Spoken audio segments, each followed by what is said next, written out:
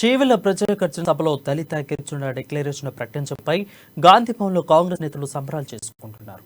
దళిత Congress chairman Pritam, ఆదివాసీ Congress chairman పెల్లయ్య నాయక్తో కలిసి వందలాది మంది కార్యకర్తలు గాంధీ భవన్లో చేరుకుని పెద్ద ఎత్తున సంబరాలు జరిపారు.